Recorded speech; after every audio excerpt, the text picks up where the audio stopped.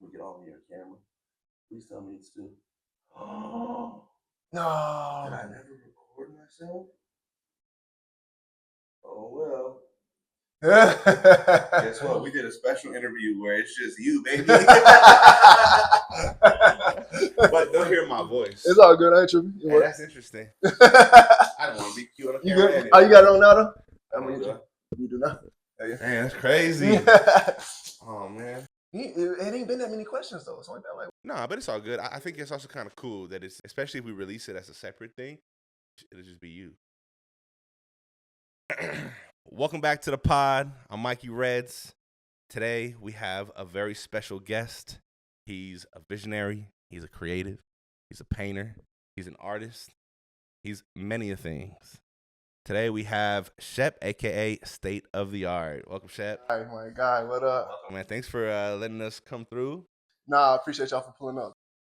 I appreciate it also. And we're just going to get, since the pod's called Off the Rip, we're going to just go right in it, off the rip. We want to know about your beginning, the beginning. Where were you born? Where were you raised? What was your childhood like? Born and raised in North Carolina. I was in North Carolina until I was 19. Then I went to the military. But my childhood, I was adopted as a kid. So pretty much from the time I was born till the time I was like 6, I was in and out of foster homes and stuff like that. I got adopted at 6, but then they split up. So I was pretty much living by myself again by like 14. So, went to the military at 19, had to find some stability, and then got the military, and we here, you know what I'm saying, ready to chase down this art dream. Would you say it was challenging? Childhood was challenging? Was tough? Yeah. For Yeah. sure. Yeah, for okay. sure. And what was I've never interviewed anyone that's been in the military. What was the military like? That stuff sucked. Honestly, it was just it was a great stepping stone. Like, if you need a stepping stone, it's a great stepping stone. But past 22, 23, you're going to start seeing it for what it is, and you're going to want to get out. You know what I'm saying? Like, we over in these third world countries killing people for their resources. That's all it is. There's no other way to cut it. And so as soon as you become intellectual enough to see that, or spiritual enough to see that, that's why so many military members commit suicide. What do they say? 22 a day retire, or 22 military members a day commit suicide. That's because they see that when they get older. They realize that it's not what it's painted to be. Exactly. No pun intended. It's not what it's painted to be. Hey. Bars. Hey, that was cool. Okay. Yeah, that's what I was curious about, man, because I feel like, we all have our own perceptions of it. Like, personally, I don't personally subscribe to war in general. But there are a lot of people who believe they're doing it for a good cause, and others that come to realization that, like, just killing people in general may not be the way to go. Might not be the thing. And if you don't mind me asking, this might be probably the last deep question about this. Did it give you any residual effects? Was there any post effects? Nah, not like PTSD. I think the only effects was like, I don't think I'll ever work for another dude again. You know what I'm saying? Okay. Like, having to work for, I can't see myself going and clocking in and taking orders from someone when I've literally done that to the utmost. The only way it gets more structured than the military is prison. And it's like, I don't want to be in anything that's like, I got great firefighter recommendations. They told me when I was getting out, you can go make $100,000+ a year and only be working 3 or 4 days a week because you got great fire, like all the government certified. I don't want to do that stuff. I can't be, bro. No, it ruined the experience of working for someone or having someone oversee you and things like that. Yep, ruined it for me, bro. Because eventually, you end up getting bad leadership. I started off with great leadership, and then you end up getting bad leadership, and it's bad again. You get another one that's bad, and you're like, oh man, this is. You start to realize, like, the majority of people live like that, and now you're just a cog in that wheel. You know what I'm saying? It's like, I don't be a part of that in any wheel. Yeah, well, that leads me to another question, but I'll hold off on that. I just want to backtrack a little bit. We skipped your teenage years. I just want to ask you, do you remember what it's like being a teenager? Because I don't, bro. I don't remember, but some people do. You know what's funny is I feel like I'm still a teenager. Hey. I feel like I never like grew up in a way. Really? Yeah, like Nice. it's funny because I got homies that's like that's really just starting off they creative like careers and stuff. Mhm. And they ask me like certain stuff, bro, how do you this or how do you that? And I'm just like, bro, I'm just a big kid figuring this stuff out. I'm going hard. That's all I can tell you is go hard as you can. But I'm just a big kid figuring it out. So I still feel like a teenager, bro. Okay. Those years were hard, but Yeah. I think as far as like self-expression and stuff, I feel like every day I'm learning just as much about myself as I did when I was 16. So I don't know. Yeah, and we never stop learning either. We always learn. Were you the kid in school that was drawing during class? Oh God, Yeah. yeah. I used to have my headphones in and be listening to Biggie. I used to be obsessed with Biggie. Just his storytelling was so Hey, interesting. you know what's funny? My Fortnite. Oh my God, I can't believe I said that. My Yeah. Fortnite username is Big Papa. Hey, there we go. I love it when you call me Big. Okay. Yeah. Okay. Well, you know what? That actually leads to my next question. See, we're on the same frequency right now. What music did you listen to a lot other than Biggie, especially in your formative years, your teenage years? So I was in the country, so we was listening to rock, soft rock. Yeah, I mean anything. Metallica, the Beatles, Beatles, Pink Floyd, probably my favorite band. But Biggie, I used to listen to the Black Album by Jay-Z a lot before like basketball games and stuff. J. Cole, Okay. especially in that time. Like So hip hop and rock. yeah, hip hop and rock. Did you ever get into R&B at all? Yeah, I did, but it's like, I feel like it either puts you in your feels or it keeps you in your feels, and I'm cool. Well, for all my audience, you already know that I stay in my fields. I mean, obviously, I listen to Sade and stuff, but like, Yeah. I think rock kind of took that place of R&B for me, because they're not just talking about love. I think R&B focuses on love a lot, where I think that soft rock focuses on like the state of the world more. Oh, okay. And so I kind of like listening to that, I think. That's dope. So you were always kind of like a deep person, would you say? Or what age did it hit for you? Because I tell people I was ignorant until I was 25 years old, personally. Bro, oh God. Even I still, it's so funny, bro. Every day I realize I'm like, yo, you're an a-hole. Or like I'll be seeing something where I'm like, yo, why do you act like, why, you know what I'm saying? Little things about myself that I still, or like I'll go kick it with like my older sister or something, like, which I didn't grow up with. You know what I'm saying? So now as an adult, I see same qualities in me and in her, and I'll be like, oh yeah, I gotta stop doing that.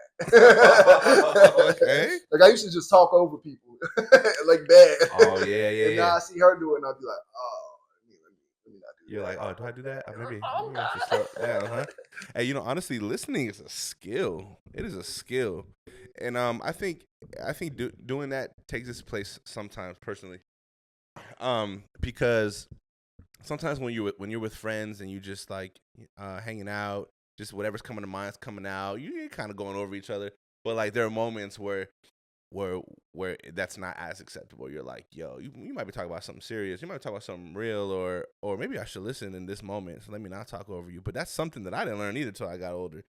I wanted to be the only one talking. Yeah, you know what's funny? I didn't even want to be. I just eventually realized I was. And so you were painting and drawing in class. How did you get into painting? I think it's actually a really good question. I don't know if I ever been asked that specific question. I used to draw with pens and stuff a lot, so I guess it was just as permanent.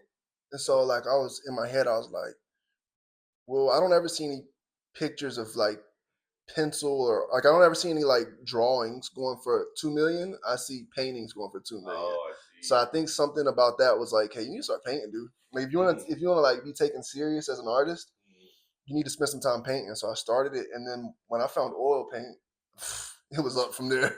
Yeah. And how long did it take you to get? I mean, because you're a beast. Like, Thank you, bro. some people look at that and be like, I could never paint something like that. How long did it take you to get really good at it? I probably started in I think 2018. So it only took. I mean, I was always drawing and stuff since you know what I'm saying. So as soon as I touched the paintbrush, I could make it look like my first painting. I think one of my first paintings was J. Cole, so I could always make it look like the person or the thing that I wanted to emulate, but I didn't start to realize like all the other things that come behind art until along that journey. And so now, I would probably say like 3 years. It probably took me to really like master it. Interesting. Because with painting, there's like depth. There's so many different aspects, especially because you do people. Like, Right? Yeah. you're not just painting a 2-dimensional object, which is so. How did what the? Like, right. I say it's a lot like it's more like sculpting than it is like drawing, because I say it's sculpting with paint, because like you said, you're creating so much depth and so much like when you see this, when you see both of these pieces in a couple of weeks and they're done, you're gonna be like, oh wow. Like, you're gonna be shook, because right now it looks so flat. The works look so flat. Like, there's not a lot of depth to it. This one's getting a little bit more depth because I've added highlights and shadows and stuff like that. Mm-hmm. But like even here, you can see little highlights I just added on the nose and the lips. Mm-hmm.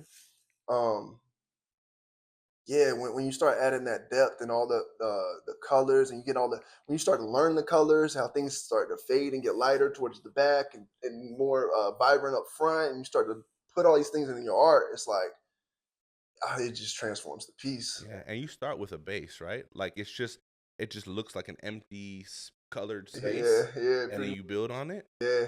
Interesting. Would you say that people are like paintings? Oof, oof.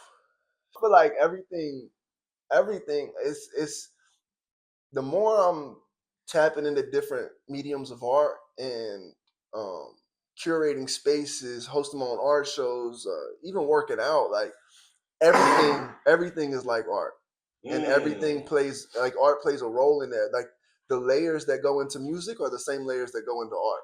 Like, for example, I'm not about to just hop on the canvas and start with the most detailed thing, right? No, but I love what you said because with music it's the same. You can start with like the background vocals and things like that, but you always want to have a base of something and then build and build and build. Even working out, you don't just go in there and get real big pecs. No, you got to get the arms, you got to get the chest, the shoulders, the back, the abs, everything to be able to strengthen your chest to hold up that heavy weight. So it's like before you can get the detailed cut, ripped chest, it's like you got to have the other things too. So I see that in all the artworks. It's like That's dope. it's the same, bro, all the way through life. That's dope. And is there a genre of painting? I don't know if I'm asking this right. Do you gravitate more towards a particular form of subject matter, I guess? I think I do, but I didn't realize it. Like, I thought I was super. Now artists are always like, "Don't put me in a box." I thought I was all outside of the box. Yeah. And then I'd be at art shows, or have homies come over, and they're like, "Bro, you got such a dope style," and I'm like, "I got a style," Yeah. you A know, bit of a specialty, right? Outside the box, but a specialty, Right? And I don't even see it. I think because I'm so uh, encompassed in it, but yeah, I guess I do got a style. I like realism, surrealism. I like creating form and depth out of things. So things that are flat, I'm not so obsessed with. Okay. And I noticed that you've painted some musical figures. Obviously, we see behind you Sade, and I've seen that you did J. Cole and Mac Miller. And do you particularly enjoy also painting other artists? Yeah, I think it's something about, especially when I was younger. I don't really paint a lot of music artists and stuff like that now, but earlier in my career, I think it was a great way for me to learn like form and like the deep. Like, if you can't tell this is Sade, if you can't tell this is Kendrick, then I probably ain't do it right. And so it's very easy for me to judge myself then. Versus a lot of people, they're like, "Oh, this I'm just painting someone," or "Oh, I'm just doing." It's just like, yeah, but how do you critique yourself then? Like, how do you critique like how good you did? How do you pick what details are what makes Sade stand out, or what makes her her? Yeah. Her lips. Sorry, baby. I'm I'm gonna get divorced after this. So you don't have to answer this if you don't want to, but there are two things that I notice in your artwork that I've seen across your many different paintings, and it's you create this. And correct me if I'm wrong, because I'm gonna try and use this lingo. I have no idea what I'm saying. This like abstract square dynamic to faces where you pull the eye to the side and it could be something different, but it's connected to the face.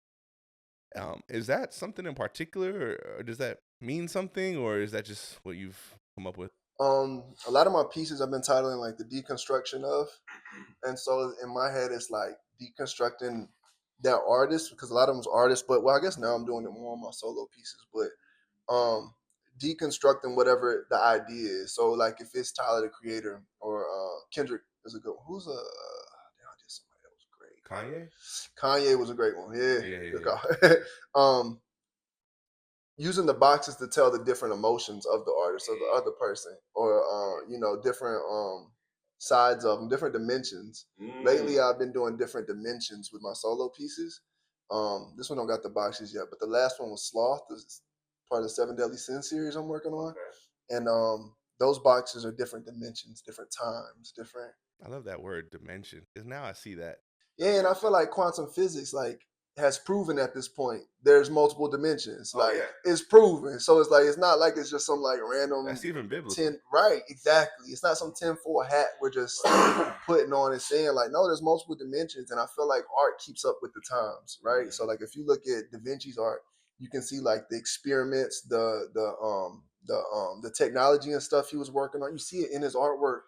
And I kind of want to encapsulate this era in my artwork as well. So like quantum physics and dimensions and all that stuff, I'm trying to capture that in art. That's dope. I think this is educative, man. I feel like people who love art and may not necessarily understand a lot about it are learning something right now. And that even makes it more dope because your Kanye piece, he is a very multi-dimensional, emotional person. Yeah. So that's perfect. What made you fall in love with art? Oh man. My mother, she used to my birth mom, she used to draw, color, everything. I just remember being a kid, like just on the floor, like a hotel room, and just have a crayon or a pencil and a magazine or a newspaper and just going crazy. Just trying to a car or anything, you know what I'm saying? Yeah. And I think it just stuck with me throughout life. How did it make you feel? At peace. Fire. Fire. Excuse me. What okay, before I get to the deep question, who were your artistic influences? I think my first one was Dali, Salvador Dali. He was just like, it's something about everything he did. I should know that probably because I'm Latin. Oh my God, dude. I've heard the name, but I can't picture his artwork. The guy with the big ass mustache, and he always do the melting clocks. Oh, okay. Now you pissing me off. Sorry, sir. Name another artist. Artist. Picasso. Oh yeah, that's easy. That's easy. Picasso, Basquiat, Salvador Dali, and Da Vinci. I know Basquiat too. Yeah, those are probably my top 4. Okay. Andy Warhol kind of be working his way in there, but but it depends on the piece. It depends on the piece. Oh God, depends on his era, which era he was in. And do you feel like art can change the world? Yeah, for sure. I think art is what leads the world. Like, look at that Spider-Man movie and when that with Tobey Maguire joint came out in like 04, 05, 06, something like that. And then 3 years later, I remember sitting in the dentist's office waiting to go into the dentist. I'm a little kid. And I remember reading this magazine that said some company is formulating gloves where it's pretty much recreating the Spider-Man technology. So people can like climb up walls with like these gloves with like these nanofibers and stuff. Yeah. And my whole point being, I think that just the technology, let's look at the Jetsons and then look at where we are now. Or look at, anything. You know, Batman. You can watch any movie from the 60s, the 80s, the 90s, and then watch how it works its way into our timeline. Wow. We're going to get controversial. Hey. Some could say that art leads the world, but what if all of those inventions that art has depicted over ahead of its time is actually they're depicting what's already been created that hasn't been exposed to the world? Because they say the government's 100 years ahead of us. They gotta be, easily. So they're like, yo, we're about to make this movie because I know there's this machine where if I touch your skin, you're going to throw up and poop all over yourself, but no one knows that it exists. Ooh. And you know they got big film contracts. They do? Yeah, like I think Stanley Kubrick worked for the CIA for years making movies. For years. That's how a lot of these dudes got them big budgets and stuff like that. That's how they got these big names. I'm pretty sure Stanley Kubrick was filmed the fake moon landing. I'm not wrong. yeah. And then he talked about it before he died. I think that's the right The dude. fake moon. The only person that comes to mind is Buzz. Buzz Aldrin. Yeah. Yeah. But that's interesting. So maybe they're like, all right. Said it was fake too. You saw that clip? Yeah, I'm about to say. He said it was fake too. I think he said that like they did, but not July 20th, 1969.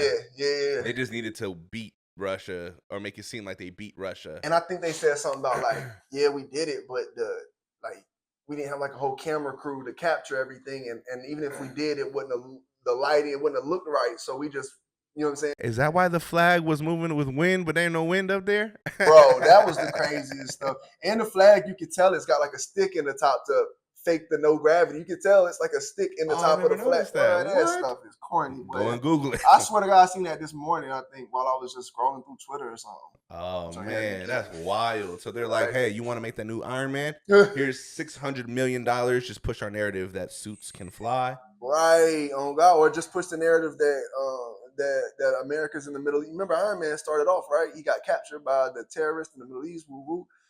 So they just push the narrative that America's over here helping these people and that they're capturing our that came out in the height of all the Iraq Afghanistan war. Do you feel like 9/11 was rigged? Yeah, exactly, right? This is just fun. We're just gonna get into this fun. I do too, bro. Right. You know, I think they were like, they got a lot of oil out there. We gotta put someone to blame. So we gotta, sacrificing a few thousand people. Oil. Let me ask you a different question. Okay. What's the biggest drug in America? Food? Opium. Opium? Cocaine? Any opium. Every opium. If you think about it, right? Yeah. Okay. Let's talk about pharmaceuticals. Where do they get where do they get the opium? Think about it, Big Pharma. Where do they get that opium? Where do they get it from? Because we can't grow it in America, it's illegal. So where do they get it? Oh yeah, the drug war. So now go and look at the top 10. Anybody at home, look at the top 10 opium producing countries in the world. I bet you we've been in 8 out of those top 10. Now I know because I looked it up. We've had a war in 8 out of the top 10 opium producing countries. Now somebody showed me a receipt about where we getting all this opium from. Because I ain't seen it. I need to see a receipt. Mm-hmm. And you know where we getting it from. We getting it from Afghanistan. That's why I'm military. Everybody think we over there for the oil. We over there for the opium. You feel like there's a depopulation agenda? By somebody. I don't think it's by everybody, but I truly... You think there's some good people out there that try and run things, but they can only go so far? Yeah, I think just like in the military, like you can try to... There's plenty of times where because I was a squad leader or a team leader. So you got people under you that you're trying to, hey man, my soldier, this and that, his equipment ain't working or this or that, or he can't succeed in this because this is happening. And, you go tell your higher ups and then it comes back down. No. So it's like, you're not in control, neither are they. Everybody got a higher up they got to go answer to. Biden. I almost said Obama. I almost said Trump too. but that's my point. It's so irrelevant who the president is because they all. He's just a puppet, bro. Right. I mean, not to get too political, but no, but yeah, but that's but we're not like discussing our support for politics. We're just discussing how we feel like a lot of it is just rigged, man. And it only leads many of us, I don't know about yourself, but me personally, to believe that we all need a different kind of higher power. And that men can't govern men, and we need something greater. So what do you think that is? I think we need to find and understand how to have a relationship with God and what that entails, and how to imitate all of his qualities because they're all good. That's all based on love. Yeah, I like that. And until we do that, it's not. The world's never gonna change. In my opinion, bro. I wanted to ask you that. Do you think the world's getting worse? Or it's the same? Or so they say there's more slavery in the world today than there was in 1760. So, and the way I look at it is this: America never stopped having slavery; they just started outsourcing it. So where do we get? There's no production in America, right? Bill Clinton. So we just get right. So we just get all of our stuff, our manufacturing from other countries. Do those countries have laws in place to? No. Child labor and all that. Child labor, slavery, everything. But let's take it a step further. So we just outsourced our slavery. That's all. Facts. Let's take it a step further. There are different forms of slavery. Now you have slavery where people are a slave to their devices, to their phones. Right. The Yeah. first, what's the first thing you see when you put your phone up to your face? It's your own reflection. So it makes people a little more self-centered if they aren't having a balanced view of it and things like that. Facts. Yeah, like I know a lot of the young people, like younger generation, a lot of them want to stay home and play video games, and that's it. Which is cool. I play video games, Right. but you know they're not quick. Like when I was 15, I had a job at 15 and a half. I was ready to get a car. I'm trying to be outside. I'm trying to do this. I'm trying to get money. I was trying to get money. Yeah. Now it's different. Now the kids are like, I'm not in a rush. All right, well that's cool. That's crazy. But life gets hard, man. So yeah. I don't understand. I mean, I guess if you're so comfortable at home, but that's one of my favorite quotes is comfortability kills success, kills progress. Like it don't take much. You just have to get comfortable. You don't have to have 10 million in your account, this and that. Just comfortable. Most men, what they say, a weak man will be satisfied by a woman and a meal. So like, as long right, as Story of my life, guys. Oh God, no. Give me those two. I'm straight. Gucci, bro. You know what's funny about that? I normally don't eat until after I've painted and created content for the day. I won't eat nothing. I might have a little snack. You might see some peanuts or something. Yeah. But it's because of that saying, like, bro, my other painting I had, what do you give a man who has everything? So it's like after you get to a point where it's like you're comfortable, what do you do to stay hungry? To stay like after Kobe had 100 million in his account, what makes him want to go out there and beat that dude on the back? For some point, it's like we're doing this podcast and I'm painting and everything. We probably started this stuff because we didn't want to keep going to the regular job we was at, and we don't want to be broke. We want to rise, right? We want to elevate. And I feel like it's okay. So all of that is born out of necessity. A lot of it's not born out of want. It's born out of necessity. And so then after you get to a point where you're comfortable and you don't need those things anymore, a lot of times that's where people lose their ambition. Like a lot of people are like, oh, when I get a team or when I get famous or when I get $1 million or when I get this or that, then I'm going to start doing X, Y. No, you're not. No, you're not. Now Beyonce's invited you to the Met Gala with her. Now Quavo's invited you to do something. Will Smith will be telling you you're too busy. You got a party to go to every night now, and you gotta go. So it's like if you don't got the ambition to get it done while you working a 9 to 5, then you never gonna have the ambition because your schedule never gonna lighten up. The 9 to 5 is easier to work than it is to be Beyonce. You know, generally speaking, that concept applies to everything because a lot of people say, once I get this, I will do the work. But you have to already be doing the work, and then it will come to you. And then it will come. And it's almost more, you're more deserving of it, too, and you appreciate it more. Oh, God. I think when we do things out of necessity, oh, man, that's when success really comes. And even if you don't get hella money, what the satisfaction you feel is, like, so rewarding, you know? Yeah. Good. I'm glad we're doing this pod out of necessity. Fire. Okay. You know, I have a question. Yeah. So you know how you're talking about like Kobe, right? He has his millions and no one makes him want to go out there and stuff. Yes, sir. You know, Let me reiterate that in the mic. Hey, that's a great question. So Anthony here, the homie off to the side, brought up this question.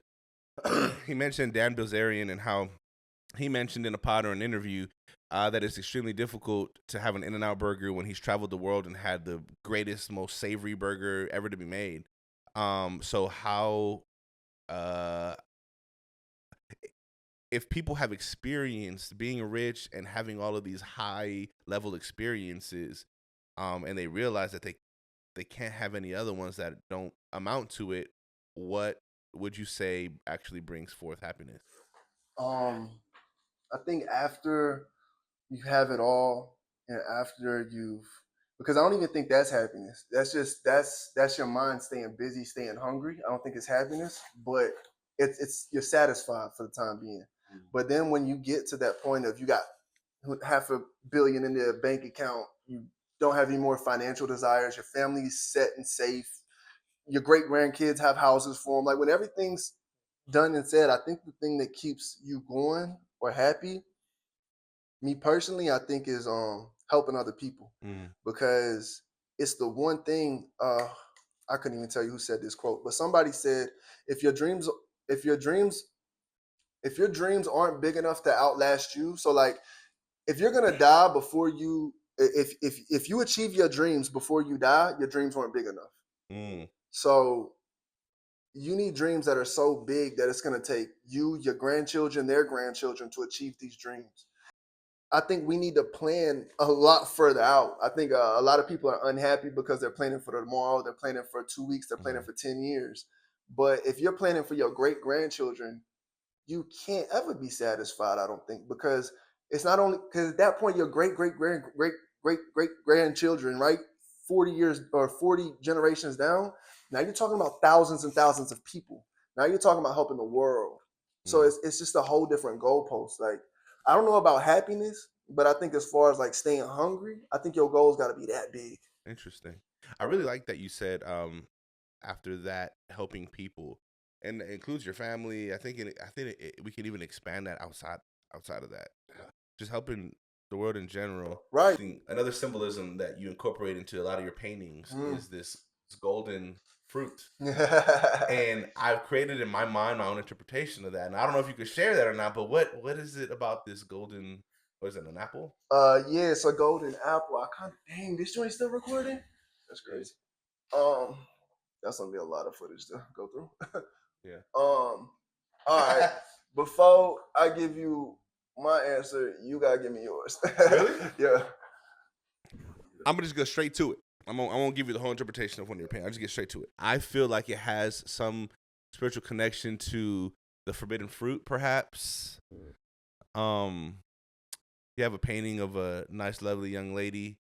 It's a very dignified, modest painting, but for me, the golden fruit makes it feel like it's something special. There's a divine connection or attraction to that person in the painting. That's cool. That's dope. Yeah. Well, what you got for me? I think it's dope that you picked up on like how modest it was and stuff, and like, you know, because a lot of times I think we see artwork, especially in today's era, and if there's a woman in it, she's normally nude or something showing or something like that. The focus is not the face. Often the focus is everything else. Yeah. Sometimes I be seeing a lot of times I see paintings that has no head on it. It's just the body of a girl. Boobs and cheeks. Just boobs. I'm like, what? But because sex sells. Sex sells. Yeah. It don't, not like they think it do though. Like, not to create that type of art 1,000 times, but I get what you're saying. Facts, yeah. People do think that that's gonna sell though, but that's the funny part.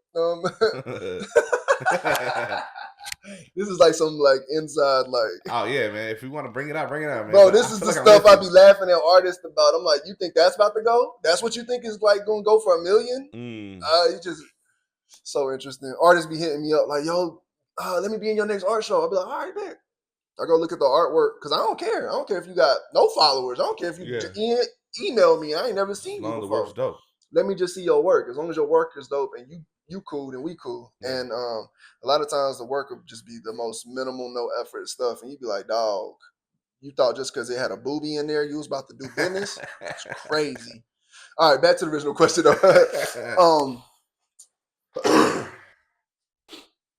Oh man, and that's like us hoopers talking about other hoopers. They're like, "Yo, I got game," and you're like, "Yo, real hoopers don't ever say they got game. They just hoop." Bro, all you do is drive to the right. It's not game. You know what I'm saying? Yeah, you didn't hit no shots, no left until the game winner, and it was lucky.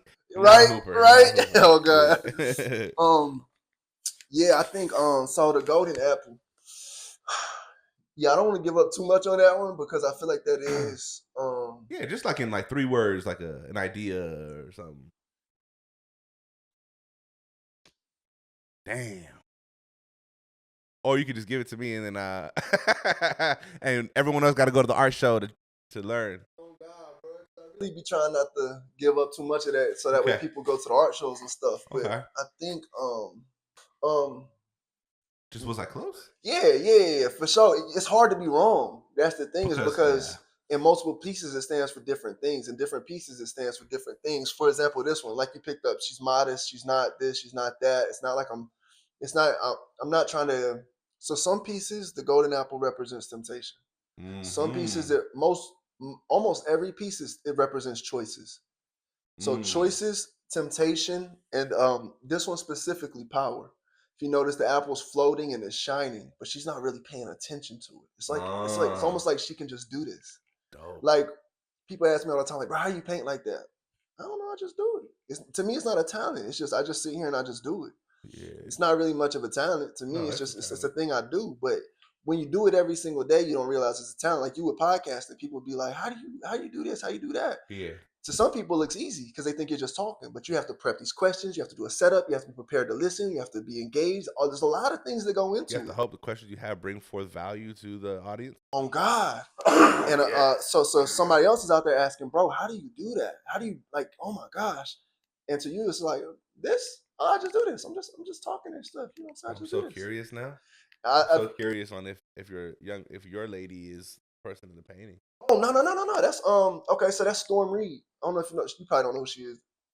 But she's an actress. Oh, okay. Yeah, she's in the show. You know, Euphoria was Zendaya. I've heard of it. Yeah. So that's her little sister in Euphoria. Oh yeah. Yep. And Oh, so, that's true. but she looks older, and so in the show, what I noticed, I think she's 20 in real life. She might be 21 now, but in a lot of movies and stuff, they portray her as like 14, 15. You know how they always, you know what I'm saying? Yeah, of course. But She's really 23 or something. And she's really 20, 21. But I only say that because I didn't want it to be weird that I painted her.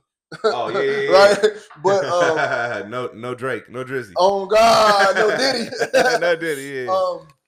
Don't disrespect my nigga Drake like that, No, bro. man, I like Drake, man. I like Drake, but he's losing. But he's not gonna come down from that. He's too big. Yeah, He's too big. It's crazy. Yeah. But he so her homegirl actually hired me to paint this. Oh, nice. And so then when she first hired me, she was like, "Hey, I'm gonna pay you this amount." I was like, "You're not really paying me as much as I want." I was like, "But for the connect, I'll take it." I was like, "All right, I'll do a paint number." And so I started looking for reference photos, and then I find this picture, and I thought of the golden apple, and I'm still putting all these things together. I'm thinking of different lighting schemes and stuff, and all this stuff is coming together. I'm like, oh, I gotta execute this piece. Ends up taking me 3 months. Oh, So a piece snap. that's supposed to take me like a week and a half ends up taking me 3 months. Oh, wow. So I end up hitting her back like, yo, I know that this was for her birthday and all that, but I can't give it to you for the price that we agreed. I just can't. And I was like, you can triple the price, which is it still wasn't a lot for the artwork I'm giving her, but she didn't want to do it, which I understand. But to me, you're not about to just use your homegirl's clout to get free artwork. Nah, but it's dope. It's dope. Thanks for sharing that, man. Because, dang, that actually adds value in my mind now. Because a lot of times we create our own interpretation of it, but to hear a slight idea of yours, which is who created it, I'm like, that's what he was thinking. That's sick. Man, you know it's crazy. Like certain pictures just bring it out of you. Like the textures in that painting, the fabric, the I mean everything about that. I was like, yo, I've got because the photo was already a photo of her sitting on the floor. But I just changed a little bit of the coloring. I definitely changed some of the lighting and definitely, put in the apple. The apple wasn't there prior. But reiterating that you can perceive things so many different ways, Right, yeah, nah, that's the cool thing about art. Is like I love hearing people's. That's why I asked you first. Like, what's your opinion of it? Because I get people come up and they'll tell, oh, bro, does this mean this and this? That's why the art shows are the best. There's so much work to set up and break down and everything. But when people come up to you and talk to you about like, yo, what does this mean? I always like to ask their interpretation first because they always have something so completely different than what I had. And it makes it better. Sometimes people give me the dopest storylines off of something I created that I had no intention of putting in there. I'm like, wait, you got I did that. I did that. I don't know how he got that, but I'd be like, that's exactly what I wanted you to get. Lying like shit. Man. Kind of like I said earlier, a lot of people look at your paintings and feel like they can't do that or they're intimidated by the quality of your painting. For someone who loves to paint and doesn't have any education like school on how to paint, what can you tell them to help them improve in their paintings, I guess? That's actually one. I always say you don't know what you don't know. Or you don't even know what questions to ask. And that's the thing with being a creative entrepreneur is that there's so many pitfalls you can make a mistake that costs you 5 years. You make 2 of those, that's 10 years. That might be your career gone. You know what I'm saying? So there's a lot of pitfalls where you actually gotta like. A lot of people think, oh, you just create art, and then like, no, you got to be paying attention to how you're maneuvering, what you're doing, what you're putting in place. So one thing I always say is like, bro, there's no curriculum to this. The reason that people don't want to do the art or do this stuff is because you want to be a doctor. What do? You go to college, you do this, you do this. You know exactly what to do. You can go get a printout of every single step. You want to be the world's most famous artist. What do? There ain't no printout for that. There ain't no curriculum. Ain't no book that you can just go study and do. So you got to go study yourself. You got to go figure out the blueprints of every other artist that came before you. That's why when people talk about putting in that homework, putting in that 10,000 hours, a lot of times it's not the paint to the joint. I mean, yeah, you got to get 10,000 hours of that too, but you also got to get 10,000 hours of studying. Understanding. I got to know, okay, this artist blew up because they did X, Y, and Z. Oh, you know what? I don't have Y and Z, so I can't take that route. Okay, well, this artist blew up doing X, Y, and Z. Okay, you know what? I can do Z. Let me take that one and let me go back to the other artist and take A from them. So you piecing all this stuff together, and my thought process is I'm putting so many different pillars in place that it can't fail. It can't. So a lot of times people be like, oh, I'm going to get a viral video, or a musician. I'm going to get a viral song and put it. That's one pillar. They ain't built their community. They don't got their content where it's on a regular basis. They ain't got no real investors. They haven't actually built real meaningful relationships. They haven't helped anybody out, so that way they actually got their own team. They're not doing any of these things. They're probably not painting consistently. They damn sure not painting consistently. That's the one that really get me. People like, how you do this? Well, first I start off by painting every day for 10 hours. That's step one. So if you ain't gonna do that one, don't even come holler at me. You can't take my blueprint. You can't follow my blueprint if you're not about to do that part. Facts. You sound like Kobe, bro. You in the gym at 4 a.m. where everyone's asleep. That's funny, bro. One of my second mural ever was right after Kobe passed, and I ain't had no money on my account. Was broke as hell, and I was thinking like, bro, I want to go do this Kobe mural so bad. And I posted on Instagram, somebody allowing me to paint on their building.